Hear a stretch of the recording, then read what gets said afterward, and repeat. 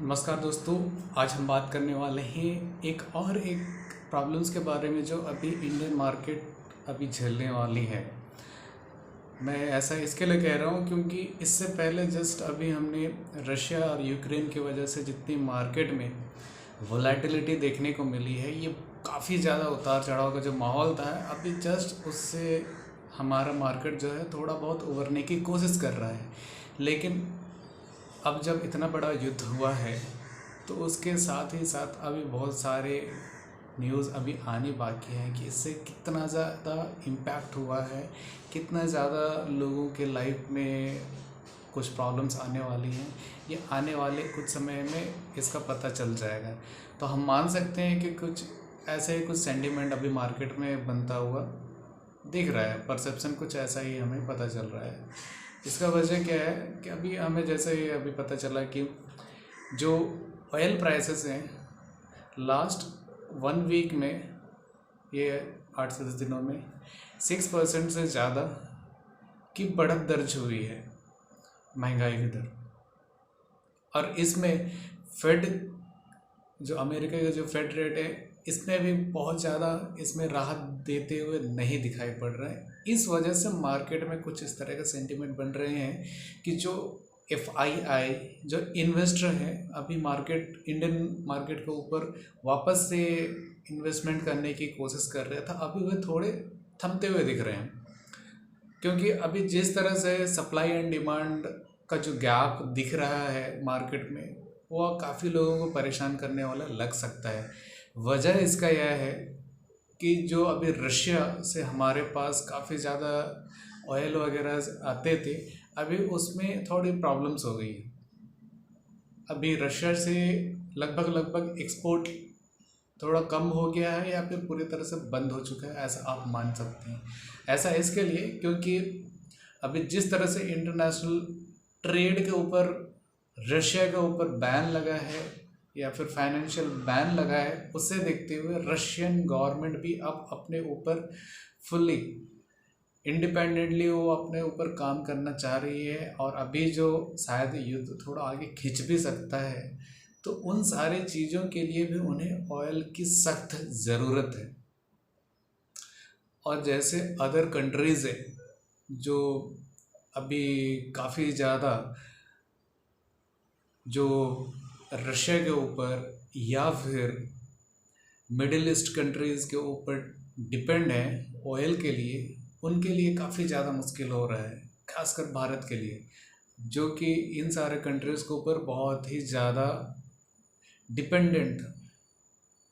अब इसकी वजह से अभी क्या हुआ है कि जब तेल के दाम में काफ़ी ज़्यादा बढ़ोतरी आई है, उससे देखते हुए अभी मार्केट में सप्लाई कम है, तो उसे देखते हुए अब जो महंगाई है और ज़्यादा बूम कर रही है। हम ऐसा मान सकते हैं कि जब भी कोई युद्ध होता है तो उस युद्ध की वजह से आगे और भी 8-10 कंट्रीज़ को या फिर बाकी सारी कंट्रीज़ को इसका खमियाजा भुगतना पड़ता है। नो डाउट इंडिया भी इसी फेज से अभी गुज़र रहा है। लेकिन अभी जैसे जैसे मार्केट अभी चेंजेस आएंगे, अभी देखना यह है कि अभी किस तरह के चेंजेस आएंगे। फ़िलहाल तो अभी यही है अपडेट कि अभी मार्केट में ऑयल की सप्लाई, क्रूड ऑयल की सप्लाई बहुत कम है और इंडिया अलग अलग कंट्री से ऑयल की सप्लाई लेता आ रहा है। इस वजह से डायरेक्टली किसी एक कंट्री के ऊपर भी जो बहुत ज़्यादा फोर्स करके उसे ऑयल की सप्लाई नहीं ली जा सकती है। तो हमारे पास जो रिज़र्व है वो भी बहुत कम है। और अभी इस कोविड के टाइम में हालांकि अर्थव्यवस्था अब काफ़ी ज़्यादा सुधर चुकी है या फिर सुधर रही है, उसे देखते हुए हम सप्लाई चेन जो इंडियन ट्रांसपोर्ट सिस्टम है उसमें हम फ्यूल या फिर आप कहें ईंधन को हम नेग्लेक्ट नहीं कर सकते हैं। यही एक ज़रिया है जिससे हम कोविड की जितनी बड़ी मार पड़ी है मार्केट के ऊपर, अब उसमें सुधार होने की गुंजाइश है। लेकिन यदि उसमें भी इस तरह के मार पड़ते रहेंगे इंटरनेशनली, तो हमें काफ़ी ज़्यादा तकलीफ़ होगा मार्केट में ऊपर उठने के लिए। तो हमें ज़्यादा से ज़्यादा अलग अल्टरनेटिव सोर्सेज के ऊपर काम करना ज़रूरी है, क्योंकि यदि हम ऐसा नहीं कर पाए तो हमारी डिपेंडेंसी ज़्यादा होने की वजह से ऐसा हमें ब्लैकमेल होने की स्थिति में आना पड़ेगा आगे भी।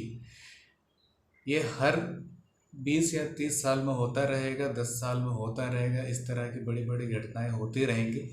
लेकिन इन सारी चीज़ों से भी यदि हम सबक नहीं ले रहे हैं, ये हमारी गलती है, और उन सारी चीज़ों का खमियाजा इंडियन टैक्स पेयर उठाएंगे, यानी कि हम आम नागरिक और बिजनेसमैन सभी को उठाना पड़ेगा। क्योंकि जब तक एक परफेक्ट स्ट्रैटेजी नहीं बनेगी, परफेक्ट रोड मैप नहीं बनेगा, तब तक इंडियन गवर्नमेंट हमारे इकोसिस्टम को पूरी तरह से रिवाइव नहीं कर पाएगी। और उन सारी चीज़ों में ईंधन की जो खपत है, उस चीज़ों को नेगलेक्ट नहीं कर सकते। तो इन सारी चीज़ों में कैसे इम्प्रूवमेंट लाया जाए, इन सारी चीज़ों में कैसे नए कुछ रास्ते ढूंढे जा सकते हैं अगले कुछ सालों में, इन सारी चीज़ों के ऊपर ज़्यादा से ज़्यादा काम करने की ज़रूरत है। यदि हम इस सच्चाई को एक्सेप्ट कर पाए निकट भविष्य में, जल्द से जल्द, ये हमारे लिए ज़रूरत ज़्यादा है। और रही बात जिस तरह से ऑयल के प्राइसेस बढ़े हैं, उसमें पहला जो नुकसान होगा हमारा, जो इंडियन ट्रांसपोर्ट का इकोसिस्टम होगा वो बहुत ज़्यादा अफेक्टेड होगा। दूसरा कि जितने भी ज़्यादा अभी ईवीज़ आ रहे हैं, अभी इतनी पूरी तरह से स्टेबल नहीं हो पाए, अभी आप कह सकते हैं कि स्टार्टिंग फेज़ में है।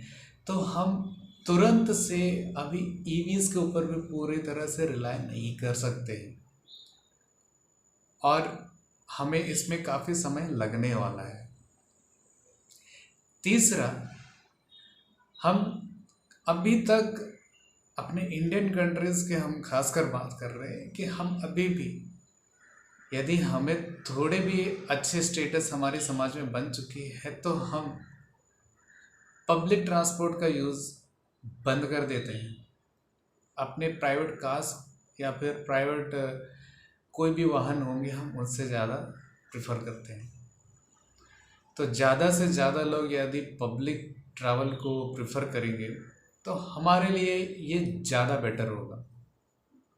ये हमें ज़्यादा समझने की आवश्यकता है। हम ऐसा नहीं कि ईवी बनाकर बहुत ज़्यादा पॉल्यूशन फ्री कुछ काम कर रहे हैं। हमें एनर्जी का सोर्स कहीं से तो उठाना है। हो सकता है वो कोयले से बन रहा होगा बिजली, या फिर पानी से, और दोनों ही काम में पॉल्यूशन कहीं ना कहीं से होता है। हम कितना भी इस चीज़ को इग्नोर करना चाहें, इस बात को यदि आप ध्यान में लेके चले तो हमें ये 1-2 पॉइंट्स हैं जिसको हमें ध्यान देने की ज़रूरत है।